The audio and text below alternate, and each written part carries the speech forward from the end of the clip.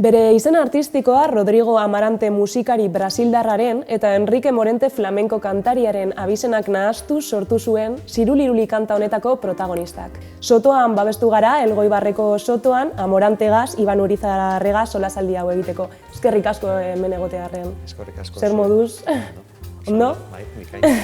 Tira, esan bezala, hemen gauz, Elgoibarreko Dorretxeako sotoan, hemen hainbat kontzertu antolatu dituzu dagoeneko, konta iguzu pizka bat zein den? Bueno, hau Elgoibarren lagun batek eta biok aspaldi sortu genuen elkarte antzerako bat, eta, bueno, ondan arte lau bat lagun bildu ginen, Sinuose deitzen da elkarte hori, eta kontzertuak antolatzen hasi ginen. Eta lehen hilean bat egin genuen, eta urteetan horrela aritu gara, beraz, pareta hauen artean musika desente egondu da eta kalitatezko gainera.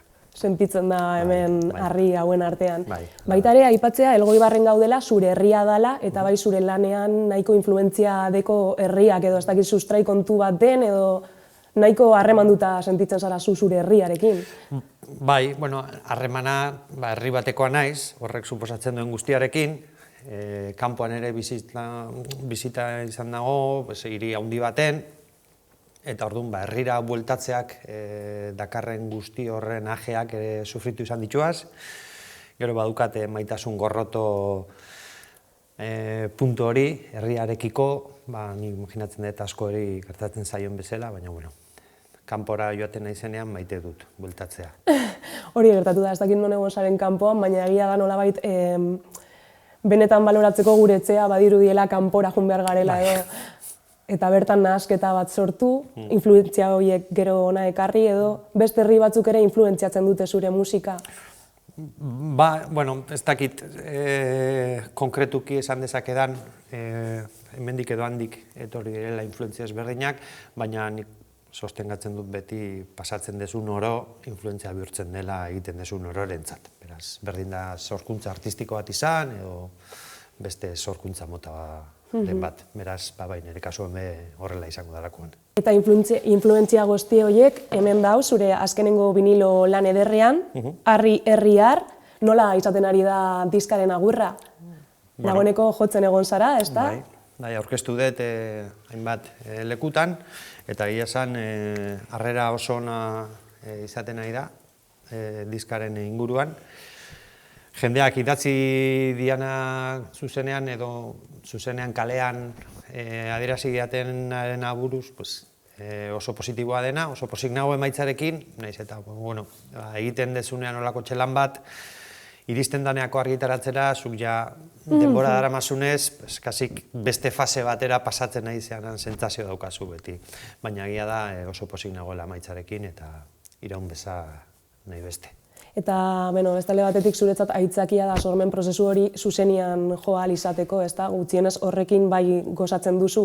Egia delako gero musikari batzuei esan duzunaren arabera, zuk lantzen duzu diska eta gero ja jotzen ari zarenean edo 3 urte ondoren gai berdinak edo abesti berdinak jotzen ari zarenean pizkat zaila dela agian emozio hori mantentzea edo, baina momentu honetan zuretzat berria da zuzeneko saio hori edo. Bai, egia da nik Amoranteren proiektuak daukan izaera horrengatik zuzenerako sortu izan dut beti, eta diskoa ondoren etortzen den zerbait da. Eta horrek suposatzen duena da, nik zuzenean kantatzen edo jotzen egon naizen kanta horiek ja denbora daramat beraiekin, eta kantak ateratzen juten naiz, beste batzuk dena zuzenean probatzen dut. Nire arazoak datoz, disko batera bolkatu behar detenean nola egin lan hau. Eta hor sartzen da, kasu honetan, eta aurreko diskarekin gertatu izan bezala, Aitor Etxeberriare ekoizlearen eskua. Eta biok batera ibilizari ekoizten, gutxinaka nolabait esateko? Bai, urte eta pikoren bueltan, egon gera diskoa lantzen, saltoka bezala. Guain kanta hau, guain beste bat, guain honek ez du funtzionatzen, kendu beste bat. Eta urte eta pikoren bueltan, ikusi gendun, nahiko borobila zeola diskoa, eta behitu. Eta behin abesti horiek ez dakit zein den zure sormen prozesua agian aldatu egiten da, baina ez dakit adibidez hasten zaren melodiatik edo hitz batengatik edo aldatzen den. Normalean, nik lokalean, ensaio lokalean egiten duen lan, eta bertan trasteak dauzkat zuzeneko emanaldi bat egiteko bezalakoa. Zeta horrela montatuta daukat, beraz, sormen prozesua da beti zuzenera begira. Nik sortzen dut zuzenekoak egiteko. Orduan, gero kantuak moldatu behar dituaz, egisa da, diskorako ez dudala normalan eukitzen inungo muga artistikorik, koro bat sartu nahi dut, koro bat, beste nola baiteko mugak etortzen zaizkit. Baina, normalean, kantak aldatzen dire pila bat, zuzenean aurkezten ditudan modutik, diskoan entzutea begira. Eta suposatzen dut baita ere, zuzenean aurkezten dituzun bakoitzean. Aldatzen joaten dira, bai. Eta behin abesti horiek sortuta, eta Aitor Etxebarriagaz lan egin eta gero, irakurri dizut baita ere, nolabait kolaboratzaileak bilatu dituzula, eta gustatu zait metafora hori, jai berezi baterako jantziak aukeratzea bezalakoa dela. Beraz, hitz egiguzu pixka bat horren inguruan, oso ondo aukeratu dituzu.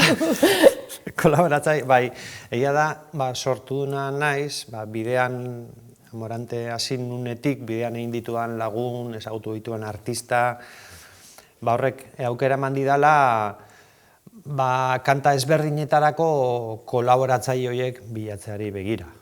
Adibidez, Odei Barroso batekin, Losara Fontan katalan bikoarekin, edo Amaia Miranda bat, edo H, edo Zeberio, edo, diskoan agertzen diren artista horien kolaborazioak, nik uste ezinbestekoak izan diala, abesti horren izaera, borobiltzeko.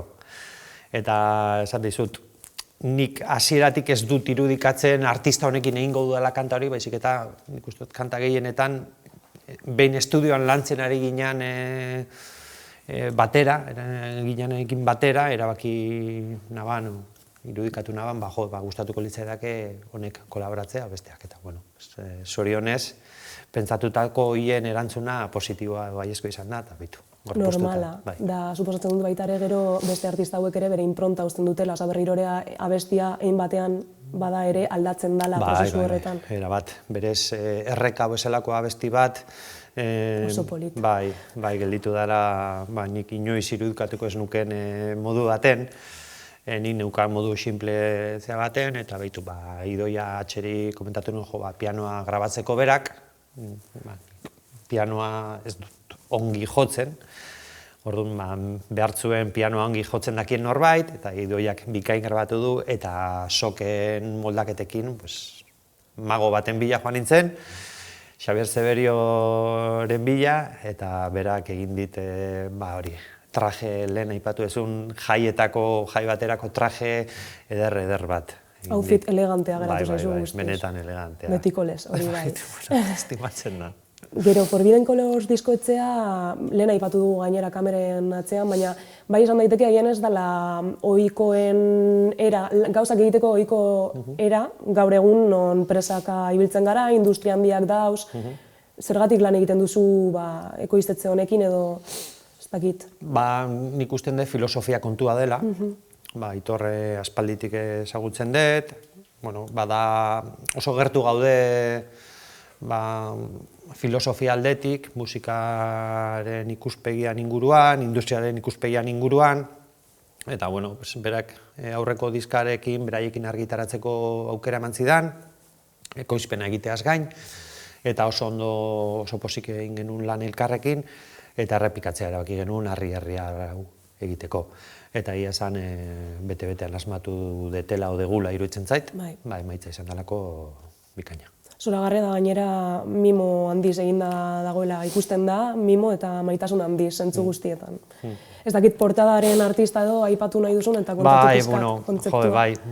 Bai aurreko diskarekin, bat edo hiru edo bai harri honekin, Ander eta Maria, La Caja de Tipos, beraiek egin zuten diseinua, diseinatzailea dira eta mimo, basuk ondo esan bezala, mimo handiz zaintzen dute egindako diseinu guztia, berez pasatzen dizuenean zer nolako lan egiten nahi dian, kontestualizatzen dute bikain, tipografia da honegatik eta honegatik, iritxera honera arrazoi honengatik, eta orduan, nik eskertzen dut pila bat, Naiz eta gero, norbaitek hartzen duenean, hori denei agian ez du ikusiko, baina gustatzen zait pentsatzea dagoen lan guzti horren atzean, bi pertsona edo artista hauek daudela.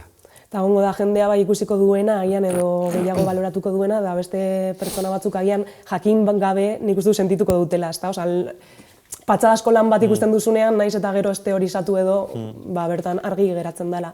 Gero beste alde batetik bideoklip eder bat ere argitaratu duzu, Arrigurik egin duena, Habanera abesti ederrarekin baita ere, Gabardina Gasor, klasa erdian konta iguzu pizka bat nolako izan den grabaketa prozesua, emaitza benetan polita izan delako. Bai, Arrigurikoak aspaldi ere zauteitzuaz, nik uste eta Moranteren astapenetan egin zidaten lehenengo bideoetako bat beraik egin zidaten, Bermeora jotzera joan nintzen egun baten, eta oso bideo ederra atera zan bertatik, eta oso harreman estua sortu ginoan, eta diskontarako bideoklip bat egiteari begira, beraiekin hitz egin nuen, beraiek topera daude, edo enpresa ez dakit nola deitu, artista batzuk dire eta bideoklip honekin egin dutena, o abesti honekin egin dutena, benetan zoragarria. Lekeition grabatu gendun, ideia hortzan kaixerrenka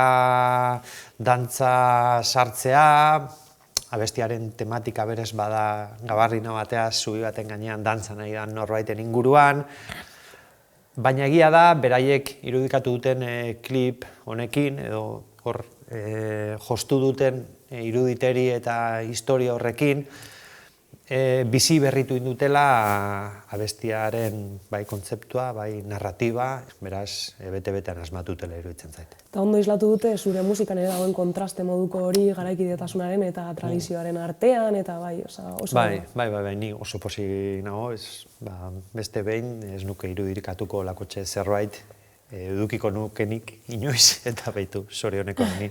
Gauzak mimos egiten duen jendea batu egiten da, gero jarraitzen dute aurrera. Bale, gero zintzarria badakigu konstante bat izan dela zure zuzenekoetan eta abar, baina gainera album honetan maskara hori gehitu dozu, ez dakit kontatu aldozun, baitare jantzi eta kamerari erakutsi, baina aipatu nondik datorren edo.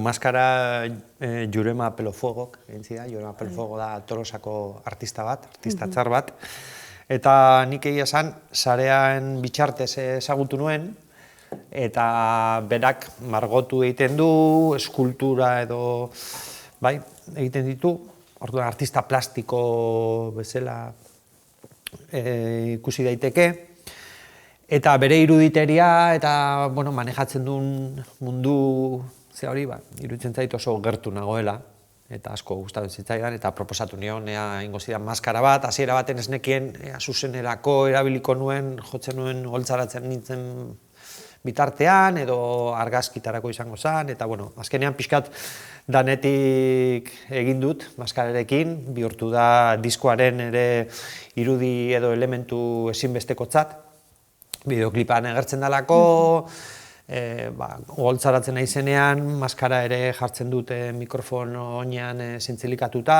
argazki promoak egiterakoan ere, nire lagun Jon Garatek egin zituen argazki promo eder batzuk, eta bertan maskarakin agertzen naiz, beraz, ikusten dut nahiko enpaketatuak gelditu dela dena. Eta zuk indikazioak eman zenizkion artistari edo besterik gabe? Bai, besterik gabe, berez, zatizut, bere iruditeria ikusten ditun ze nolako kuadroan margotzen zituen, zeukan beste maskararen bat egina bebai, eta segituan konektatu nuen, eta berarekin gurutzatu nituen mezu batzuk horrela, eta nik uste oso ondo elkarru lertu ginula, eta emaitza beste behin, zoragarria izan da. Da gainera baita portada gisa, elementu oso ezberdinak, baina oso ondo lotuta haien artean edo, ezta? Tradizioa berriro ere inauterietako estetika apur bat daukan maskara. Bai, gero, satarkoaren feismoa edo, horren iruditeri hori maite dut.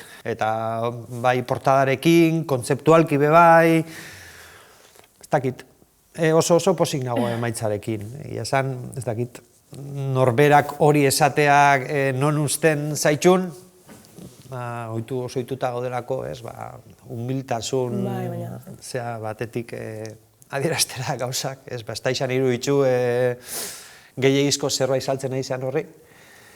Baina egia da, atzera botatzen baldin badugu zer esperantza neukan diskarekin gertatuko ziren gauzetaz, edo nola geldituko zen, eta guain ja behin kalean dagoela, eta nola itxidean zirkulo bat, oso pozik nago zirkulo horrek behira. Eta apaltasunez esaten duzu, baina lan egin ondoren eta lan handia egin baduzu sormen prozesu horretan uste dut bidezkoa dela baita ere onartzea, pozik nago. Bai, baina bada euskaldun hon, bai. ez, zenean dagoen zerbait, ez, inoiz ez, guztiz onartzea askotan benetan sentitzen duzun zerbait.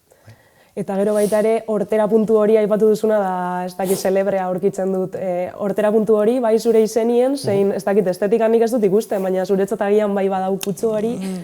Da, provokazioaren atzean dagoen postura zea bat, bai? Bueno, gero humorea ere importantea da, ez dakit, segurazki jendeak ez du humorerik ikusiko lanan atzean, baina, bueno, zuzenekoetara etortzen den orok, bueno, saiatzen naiz humorea bisagra bat bezala ikusi daiteke ere, eta nire musika oso modu telurikoan hasten da, zuzenean, gero egia da, bilakaera atxo bat egiten duela, hedonismora piko bat. Bai. Baina seriotasun zea horri pixkat izkin egiteko, egia da, humorea kanta tartetan baldin bada ere komentarioak egiten edo kontestualizazioa egiten kanta bakoitzean oso baliogarra izaten da. Eta badago, humorea oso presente dago, bai diskaren atzean, bai izen artistikoaren atzean, eta nik uste dut importantea dela. Eta zure zuzeneko jarreran noski baita ere oso argi geratzen da. Zuzenekoen inguruan berba eginda baita ere apaisa moduko bat zara, ez da, holtza gainean, edo badirudi misa egiten duzula, baina beste alde batetik badirudi misa pagano bat dala jaiarekin asko nahazten dela. Gainera, azken lan honetan, batean zauz hor nola baita esateko, erromerian edo ez dakit, erromeria autotunero baten sartuta edo, nola bizitzen duzuzuk holtza gainetik? Bueno, naiz nahiko apaiz. Eta, bueno, gero, holtzaratzen dan orok, bai, badauka hor, goitik behiratzeko sentsazio hori, eta hori bai da oso erlijioari lotuta dagoen zerbait. Gero nik nire referente humanoen artean, nire tio Jose Mari ontzan, ondala urte batzuk hiltzala, berak fizikoki druida itxura, bizar luze, oinutzik bizitu izan zen urte dexente, asko bidaiatzen zuen, inor bidaiatzen zunean, hori eta marlaroi bere euskera eta erdera justuarekin, eta utzi zituen 2 liburu idatzita, oso letra ederrak, eta berak erlijioarekiko bazeukan erlazio oso berezia. Erlijioaren dogma etzun maite, baina bazeukan espiritualtasunarekiko erlazio berezi bat, asko irakurtzen zuen. Neri iritsi zaizkidan liburu asko, pentsakera mota asko, berangandik jaso itxuaz.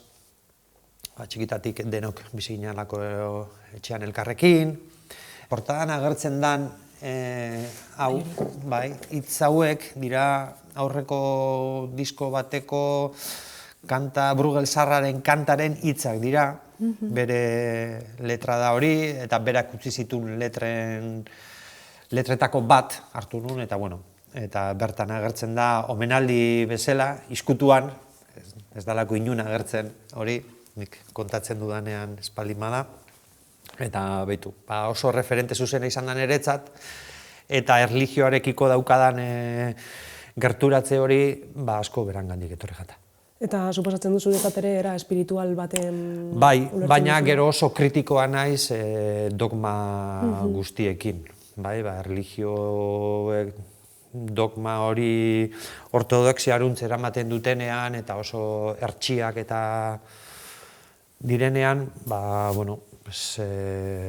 nahiko kritiko naiz horrekin. Errespetua diot, baina kritikoa naiz, era berean. Bueno, bai, espirituala izatea edo beharrezkoa dugu, baina egia da gero dogma bilakatzen denean edo zer bilakatzen dela txarra hainbatean. Bai. Zentzu horretan, bai. Gero, zuzenekoan aipatu duzu baita ere proiektzioekin jolasean zabizela edo nork egiten ari da edo... Bueno, berrasmatzea, ez da berrasmatzea, baizik eta bide hasi nuen, bitu, urrengo urtean 10 urte itxoitxuaz, Amoranterekin. Bale. Bai, hori niretzat... Zoriona. Bai, martxoan 10 urte ingo itxuaz lehenengo boloa egin nuela. Eta bide hortan aurrera egiteari begira, beti izan dituaz dudak, nola egin aurrera, musikariak sartu, edo ez, argiak erabili, pixkate...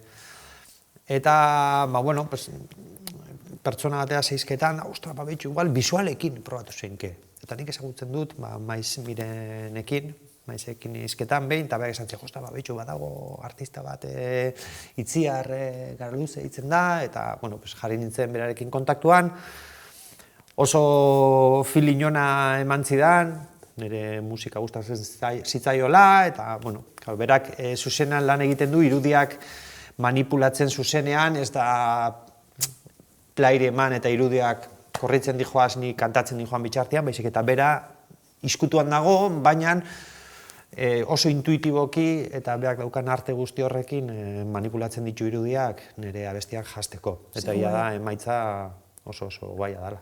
Irudi DJ moduko bat, edo... Bai, izan daiteke. Edo gustatzen pentsa ni holtza gainean egiten nahi naizen hori kantuak ezatzeko, bera idala eskutuan kantuak jasteko. Antzerkian ere geroz eta gehiago erabiltzen ari dira proiekzioak eta horrela, eta azkenien beste kapa bat gehitzea edo, da, ezta? Beste esanai kapa bat gehitzea edo, nolabait esateko. Bai, artista askok aidea eta hau zoritxarrez esaten dut, konturatzen nahi naiz, eta igual adinan kontua izango da, musikariak kentzen dituzte eta irudiak sartzen dituzte. Ja, bai, hori. Azken urtetako tendentzia da, asko ikusten dituaz, holtza altzen direla, igual ez bakarrik, baina enlatatu daukaten musika bateaz, gainean kantatzen edo rapeatzen edo dana dalata, eta pantaila atzar batzuen bitxartez, edo argi txatxi batzuen bitxartez, jazten dute holtza. Nik aukeran, eta igual esan dizut, adina edo beste generazio batetik natorrelako, nik maite itxuaz musikariak ikustea holtza gainean, jotzen.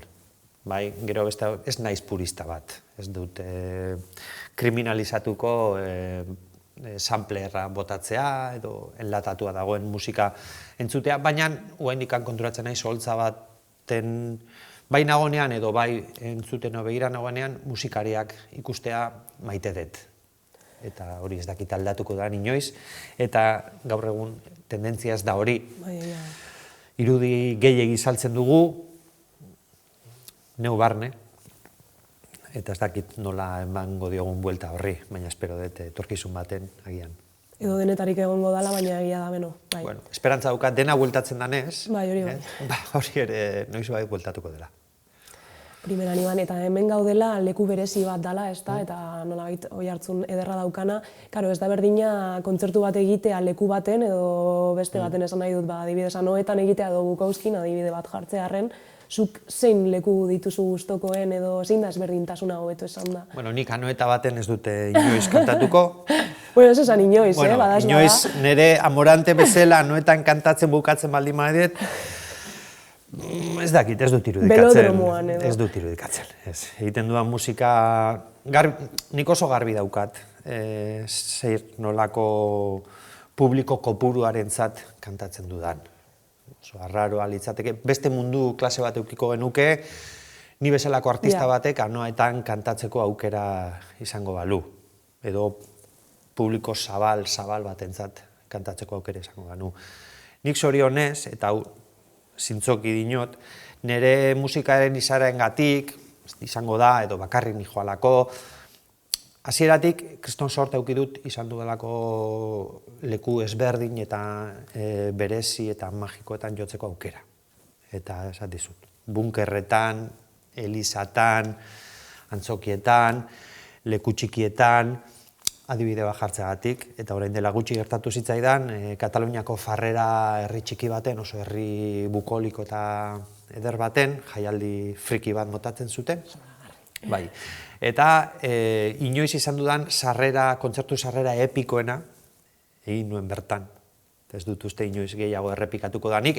Estenatokia zegoen altura baten, balkoi antzerako baten, eta ondoan neukan eliza txiki bat dorre erraldoi batekin eta kanpai erraldoi bat dorrearen altan. Eta ate bat zegoen, eta justo kanpai hartatik soka, kanpaia jotzeko ateraino iristen zen. Orduan, galdetu nuen, baiezko bat jaso, eta zorionez kontzertua hasi nuen 5 kanpaikada ematen, elizakoak, eta eseri nintzen eta kontzertua hasi nuen. Hoi baino, sarrera epikoagorik, niri, behintzat nire jarduneako etzaitu gorritzen. Posten zaizu bai, arteria oso sarrera edarra izan zen.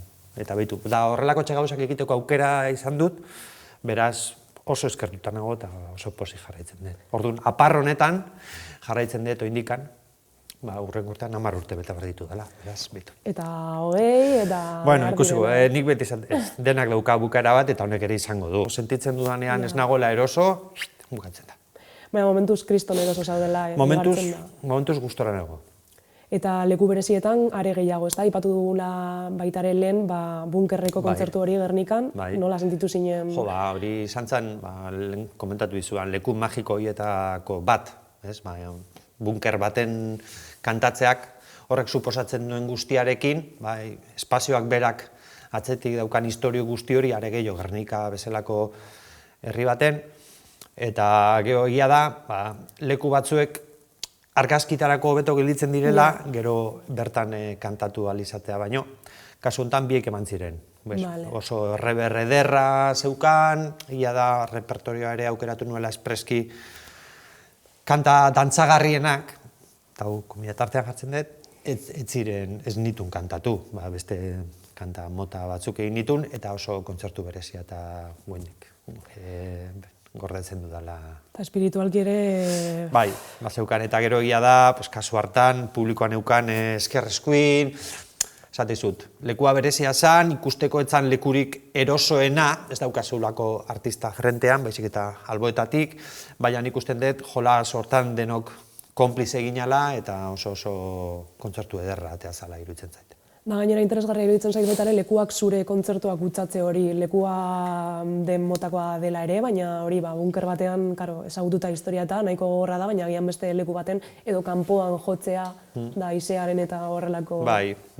Bueno, musikariok aizearekin daukagun erlazioa, edo soinu teknikariek are gehiago, ez da oso nahi izaten, mikrofonoek aizea ez dute gehiagin maite.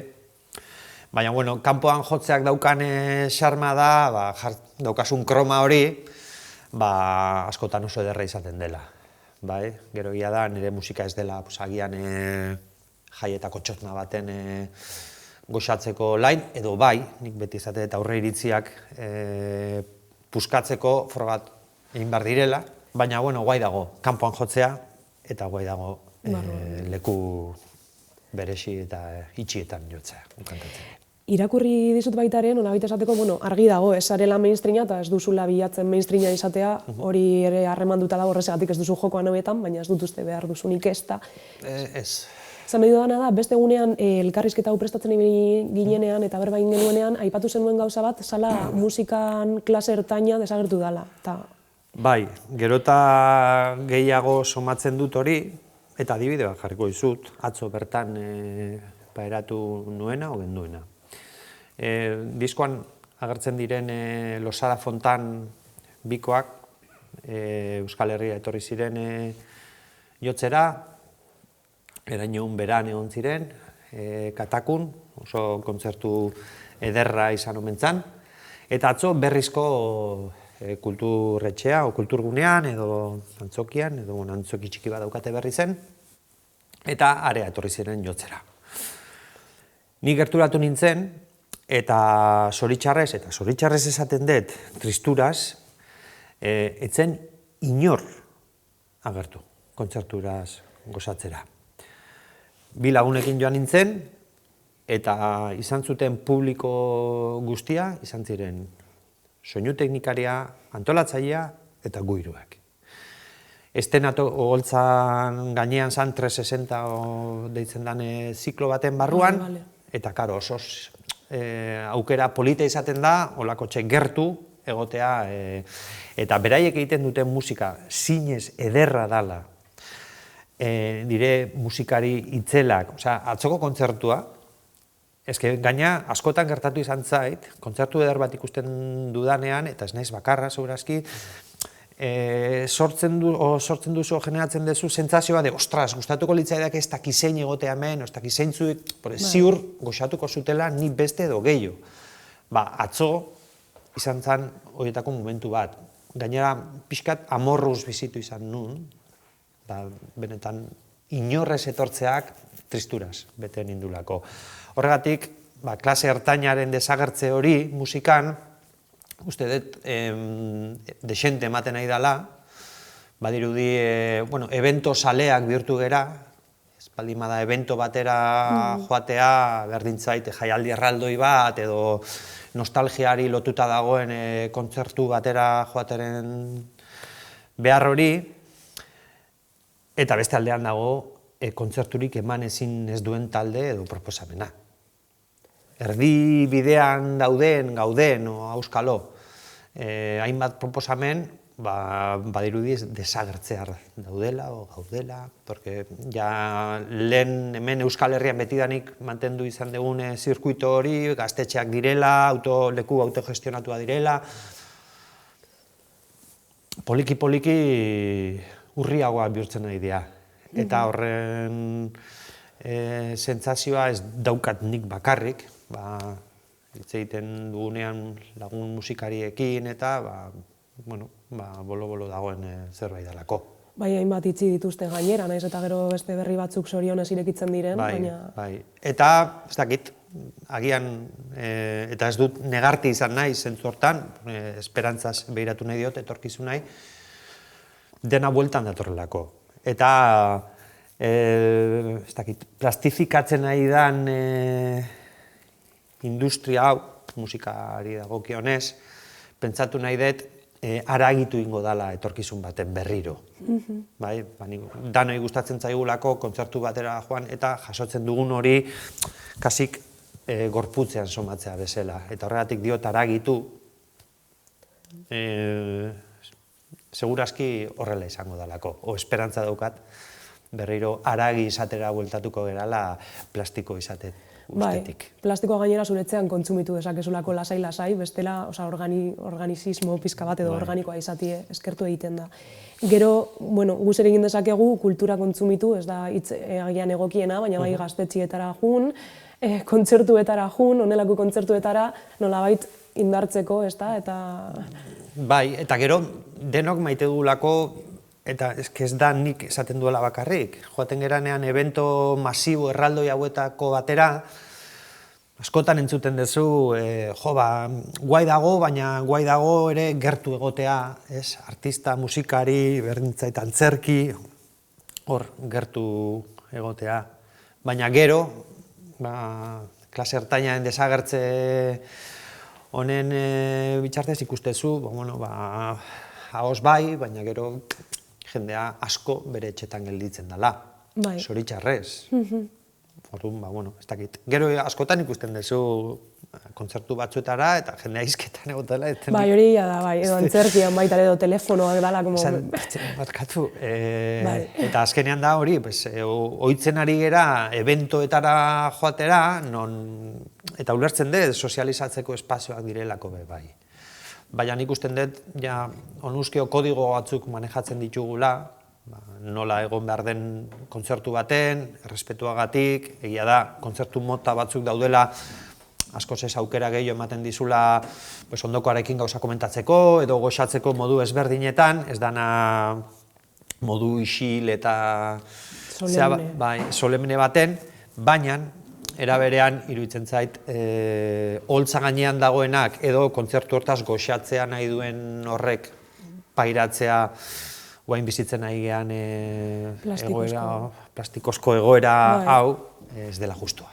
Ez, kapitalismoarekin oso harremanduta dago baita ere, badirudielako hori, ez hauz juten interesa dekozulako, baizik eta atzek egiteko edo nola gaita esateko hemen egon nintzen. Must, inglesek ditute, must be. Bertan egon beharra edo, bai. Eta gero gainera horrekin harremanduta baita ere FOMO. Bai, bertan- fear or, bai. Of missing something, Of missing or- something, bai. Bai, hori da, ez? Ba, espaldi manago hor zerbait galtzen edo nagoen sentsazio hori, ez? Eta O beldur paradoxa, hori. bertan nau, baina mugikorragaz ez nau bertan beraz. Efectivamente. Bai. Nik hori irudikatzen dut, gizartea zein eroa dagoen zentzu hontan, gaudenean, ez? Ikasten edo bilatu nahi dugunean espazio lasai bat, jartzen dugu naturako soinuak, musika lasai, ez? Beste naturako lasaitasun hori irudikatzeko, bai? Sortu egiten dugu espazio hori, eta aldiz mendira goazenean kaskoekin goaz musika entzuten. Bai, Zeratu guztiz, barkatu. bai. Osea, zer nolako psikosian sartzen ari gera gizarte bezala, etxean gaudenean irudikatu nahi dugu naturako zerbait, eta naturara goazenean ez gera gai entzuten inguru giro hortaz goxatzeko lasaitasunez. Disoziazioa. Horrek islatzen du bikainki zenolako gizartean bihurtu egan. Bai, baina, bueno, distopian bizitzen ari gara dagoeneko, baina buelta emango saio honi, ez da? Bai, modak bueltan etortzen diren bezala, nik uste dut, zea jarrera edo izaera edo munduan egoteko modu hauek, batzuek zarrak direla pentsatzen dutenak, ni zar hitza gustatzen zait. Aldarrikatu dezagun. Bai, zarra izatearena, berdin zait, trajeak diren, lekuak diren, musika dan, bueno, zarra dana, guai dago. Zerbaitegatik da zarra gainera hori da. Bueno, esperantza dukat bueltatuko direla. Egiteko modu asko, entzuteko modu asko, egoteko modu asko, orduan, bueno.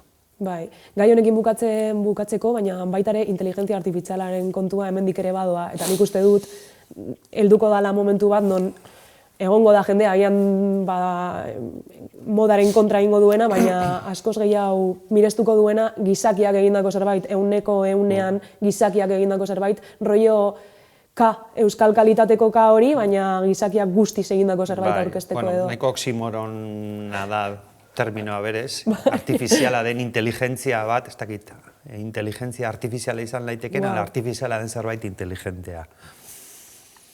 Pertsonak ez gera beti inteligenteak. Eta afera honekin, nik usten dut esparru ezberdinetara irekitzen nahi dela, diseinu mundura, hitzen ChatGPT dela, edo Stable Diffusion, berdin zait, musika ere ikutzen nahi da, adibidez, notizi bat irakurri nuen dela gutxi, Spotify azkenengo hilabeteetan generatu dela musika gehiago azken, ez dakiz zenbat urtetan baino, eta inteligentzia artifizialaren bitxartez sortu direlako hainbat pieza, kanta odana dalata, eta lehen zuk kapitalismoari erantzuten dion sistema bat, sistema batik jaten ematen jarraitzen detzau, eta inteligentzia artifiziala da sistema horren beste parte bat. Nere beldurra handiena, eta esan dizut beldurra hau atentu handiz erabiliko da nitz bada, baina bai da ea galduko dugun txunditzeko sentsazio hori. Ja, onartzen dugunean, entzuten, ikusten edo irakurtzen dugun hori, makina batek sortua izan daitekenaren ondoan, jak kasik ezerk ez gaitu txundituko, edo estadu hortara iritsiko garen beldur hori daukat. Eta lana galtzearena, edo gauza, inteligentzia artifizialak ekarriko duen, ekarri dezaken hori, baino, gehiago da guk nola behin bermatuta, behin onartua, behin normalizatua dagoen egoera, plastikozko egoera artifizial baten, nola jasoko dugun sorkuntza. Gizakiak edo makina batek egitearen arteko diferentzia apenas desberdindu dezakegun hortan, zerk txundituko gaitu. Baina txunditu barik nola bizi, beste alde batetik. Takit, bueno. Etorriko dira, modak ekartzen dute deskonektatu nahi izatearen hori ere. Bai, alternatibo nahi hori mantenduko gaitu txundituta edo. Gero aldatzearen gaia, potoloa izan dela gai hau. Tira, noiz hasi zen Iban Urizar musikaria izaten baino, musika jotzen edo ez dakit gaztetik datorren zerbait den, edo ez, gainera zu orain aita zarela eta bi seme alaba gazte dituzula, ez dakit haiek ere musika munduan... Bueno, nik zorionez, aita kantaria nuen ere, gaztetatik kantatzen zuen, zeukan trio bat lehenengo, bikote bat, gero musika sudamerikarra eta hola kantatzen zutela, eta hemen Baiara inguruan, zeukaten bere jarraitzaile publiko zea bat, eta zorionez, musikarekiko erlazioan niri behintzat oso umetatik etorri zitzaidan, musika eskolan, konservatorioa, dana dalata, hasi nintzen oso gazte, trompeta jotzen nuen, hasi nintzen jotzen 8 urteaz, 58 dauzkat, beraz, 40 urte daramazkit putze egiten. Horrek instrumentua oso lotuta egoten da egiten dezun musika horri, eta instrumentu monofonikoa da, beti behar izan dezu jende gehiago jotzeko, pianoa, gitarra, bakarka defendatu dezakezu, trompeta ez beti behar dezu norbaitekin jotzea, eta zerbait talde bat bai. Orkestatan jode, operagin dituaz, roka, BBC-ak, boda bautizu komunioa. Maravilloso, claro. Musika experimentala egin dut danetik. Lotua trompeta bezalako instrumento bati, nire ikasketak akademikoak dira, klasikotik jo nuelako, bukatu nituen ikasketak, beraz superiorra daukate trompetarena. Eta doktoretza egin zenuen Bartzelona baita ere? Gero ondoren Bartzelona joan nintzen, nire kuriosidadetako bat asetzeari begira, zala gustatzen zaidan kultura ezberdinetako musikak aztertzea, ez dakitzen, eta jo nintzen etnomusikologiako doktorautza bat egitera Bartzelonara. Han ezagutu nuen jende handana oso interesgarria, doktoraua egin nuen ez bakarrik Unibertsitate barruan baizik eta Unibertsitatetik kanpo ere bai, han ere jende asko ezagutu nuen, jo nuen, oso interesgarria izan zen, eta musikari begiratzeko beste begi batzuk ezarri zizkidaten, beste belarri berri batzuk ere jarri nituen, errespetu gehiagoz begiratu edo entzuten nituen, printzipioz niri gustatzen zaizkiten musika manifestaldizea horiekin, eta bukatu nuen ulertzen egiten da musika ororen atzean beti dagoela arrazoi bat. Eta, zure gustuak izan daitezke batzuk, baina errespetatu behar dirala egiten diren musika ezberdin guztiak. Sortzen direlako beti leku batetik eta dihoaztelako baitera. Eta horrek denak eman zidan etnomusikologiako ikasketa horiek, beraz oso eskertu ere. Eta bertan nolabait, musika ulertzeko era intelektual bat izango litzateke eta baita ere asko ikertu zenuen, baina orain zuk dinozu ez duzula antropologia lanik egiten, ez da? Agian horko ideia horiek, hain dekozu entziklopedia musikal handia buruan edo ez dakit nola saldu, eta badatorkizu... Nik hasieratik, nik Amorantekin ez dut arkeologia musikala egin nahi, ez dut musika tradizionala eta garaikidea uztartu, nik egiten dudana da urtetan motxila betetzearen ondorengo ustuketa bat. Eta nik uste dut Amorantek sintetizatzen baldin modu zerbait hori dela. Instrumentuak berak, eraman nau talde handiekin jotzera, talde txikiekin jotzera, musika estilo, repertorio estilo propio bat, ezberdina jotzera, eta horrek denak egiten du patchwork antzerako bat. Eta segurazki hori izango da segurazki ez. Seguru nago hori dela arrazoia egiten dudan musikaren narratiba, ez da izan, adibidez narratiba pop batena, estrofa, estribillo, zea hortan. Zubia eta hori. Bai, eta niri gustatzen zaidan musika guzti hori, txunditzen nagoen musika horrek, arrazoia dauzka beti ni txunditzeko. Arrazoi horiek bilatzen egoten naiz ni ere, musika sortzen dudanean bestei eskaintzeko. Neri txundituko ninduken erabaki hoien bila nabil Amoranterekin. Eta ez dakit inoiz iritsiko naizen hori guztiz gorpuztera, baina bidea ederra izaten nahi da, eta ni hortan nabil, bideaz goxatzen. Eta seme alabak zer diote? Gustoko dute Amoranteren musika?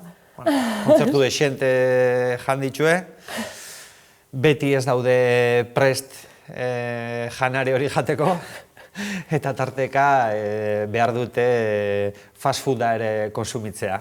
Naiz eta nik ez dudan maite, 13 urteko seme bat daukat, eta arek konsumitzen duen musika asko nik ez dut maite, Ibanek ez dut maite, baina ulertzen du zergaitikan entzuten duen, bere generazioai, bere belaunaldiari oso lotuta dagoenez, musika hori entzutea eta tokatzen zaion, nahiz eta niri gustatuko litzaidaken beste musika batzuk baitatzea.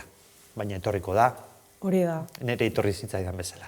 Motzilan gauzak sartzen ari da gero ja aterako ditu batzuk, edo beste batzuk sartu, edo dana dalakoa. Baita ere, bigarren hezkuntzako musika maisua zara, ez dakit jende gaztearekin harremanetan egotean, suposatzen dut baietz, inspiratzen zaituela, edo nolabait autotuna edo gaur egun eramaten diren gauza horiek. Bueno, autotuneari heltzen detzazula, bai izan zen, oin dela, nik uste ja pixkat badagoela gai hori alboratuta, baina hasieran, nik autotunea oin dela 10 urte lehenengo boloan ja erabiltzen nuen. Vale, pionero, orduan. Bueno, ez dakit, nik ekarri nuen autotunea Euskal Herria, ez da gira, ez. Baina egia da, nik nire ikuspuntua da, autotunea dela beste elementu bat gehiago. Ez da, ez dakit, rekurrentea dan elementu bat, edo modernoago egiten zaituen elementu bat.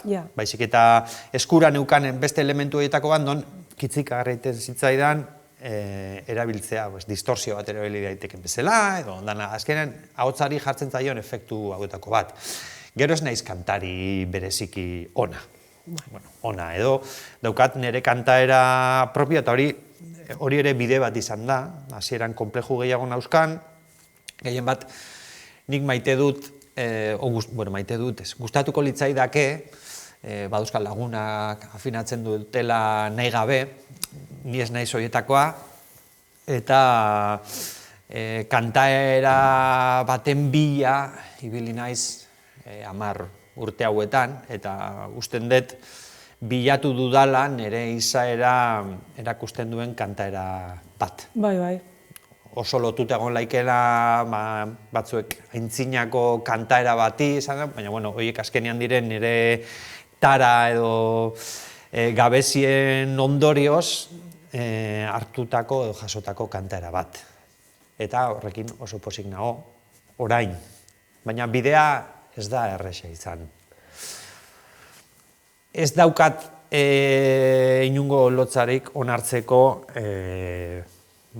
autotune bat erabiltzearen autu hori, kanta batzutan izan daiteke nire gabezietatik sortzen den zerbait. Eta beste kolore bat emateko nire ahotsari. Diskontan adibidez apenas dago. Zuzenean bai erabiltzen dut, baina apenas somatzen da, ez da zentrala. Asko gertatzen zaita hori nire ikasle gazteeri, esaten diet, baiek egiten duten konsumo musikalari begira, entzunez, oso uniformea bihurtzen du autotunearen erabilpenak. Badirudi moderneroaen ikur bihurtzen den elementu bat, danerako erabili behar dela. Arrisku handia duken zerbait da, abesti guztiak homogenizatzen ditulako, eta badirudi dena berdina dela. Bai, hori hip-hopari gertatu zaio, eta popera irikidan tendentzi bat da, eta Euskal Herria ez da salbuespen bat. Eta hemen errepikatzen nahi geha, algoritmoak sortzen ditun melodia joera horiek, timbrikoki eta melodikoki denak lerro berdinean jartzen ditu gure kalterako, entzulearen kalterako eta sortzailearen kalterako bebai. Autotunea bai, baina neurri baten dana bezala, zentzu baten. Edo autotunea ez. Ja, bueno, bai, noski. Osa, ez da autotunearen defentsa bat edo kondena bat, distorsioaren defentsa edo kondena egin berrezten bezala. Musika edo sormen prozesu baten euskura dauzkasun elementu horiek zintzoki erabili, zuk emateko daukasun hori aldan zintzoena izan da izan. Hori da nire estiloa. Nik ulertzen dut batzuek bilatzen dutena dela beste zerbait.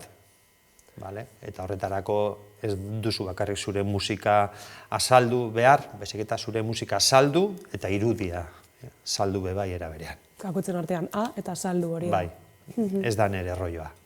Naiz eta nik sufritu behar dut gaur egun industriaren kapritxo hau, irudia saldu behar dezula zure presentzia nabarmentzeko, edo esku ateratzeko esateke, hemen nago, eta gure generazioa ez dagokigu, gure irudia saltzen ibiltzea, gure musika saltzeko, ez gaude ohituta hartara, beraz nahiko ortopedikoa bihurtzen zaigu joera hori. Eta gainera, erdeaz esaten da bezala, se nos ve el cartón. Askori, bai, ez, gero gazteagoak direnak, beraiek naturaltasun handiagoz erabiltzen dituzte bai sare sozialak, bai irudia saltzeko bide horiek. Kasua nahiko ortopedikoa sortatzen zait. Nik erabiltzen dut Instagram bezalako medio bat, kaleko paretak izango garia bezala askotan. Kontzertu daukat eta karteloa jartzen dut, ean nor gerturatzen den kartel horri behiratzea, eta bide batez kontzertura. Eta egia da belaunaldi kontu bat dala egin handi baten gutxienez, ez gaudelako ohituta, gero ja bai, baina beharrezkoa da, aldi berean, beraz. Bai, zoritxarrez gaur. Hori da. Kartela moduan uste dut metafora ona dela. Zoragarria da, baina bukatzen jun behar gara, Iban, gainera zu jun behar zarela orain Iruñara, Einautele horrietagaz, ez da? Bai, babitu. Einauten azken diskoan parte hartzeko aukera izan nuen, kanta batzutan trompeta sartzeaz, eta zorionez kontzertu batzuetara gonbidatu nau, Bilbon egon ginen Arriagan, Gasteizen ere bertako teatroan, eta gaur Iruñako Gaiarren gonbidatua nago kanta batzuk jotzera, beraz, zorionekoa ni. Zoragarria, eta bera ere. Eta gero bukatzeko, jendea jakin desan non entzun, ikusi alzaituen, ez dakit zein kontzertu dituzun orain hortximuan. Holan? Urrengo kontzertua daukat, ez dakit noiz argitaratuko den, elkarrizketa hau, ez dakit ondoren izango da, baina asko maite ditudan ibilbedirekin batera egingo dut kontzertua Ondarruko portuko rampin. Leku berezi eta guaia da, berri zorionekoa ni, hor kantatzeko aukera daukadala. Ez da lehenengo aldia, bigarrengoa izango da. Eta gero ondoren, Durangoak etorriko dire, Azoka, eta ondoren etorriko direnak. Gero zorionez, eta hau ez dugu aipatu, baina ez nuke bukatu nahi aipatu gabe, oso sorte handia daukat, kanpora kantatzera ateratzeko aukera daukadalako. Urte hauetan asko kantatu dut Euskal Herritik kanpo, asko, inoiz amestuko ez nuken, baino desente gehiago. Eta hori euskera hutsean aritzen den artista batentzat,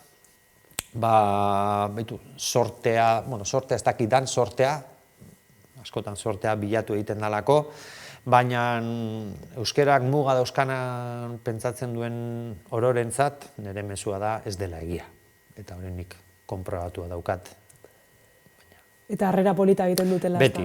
Beti. Naiz eta ulertu ez, eta esate dizut, nire repertorio guztia euskera hutsean da. Ez dut musika instrumentala egiten. Eta oso harrera ona izan dut leku guztietan.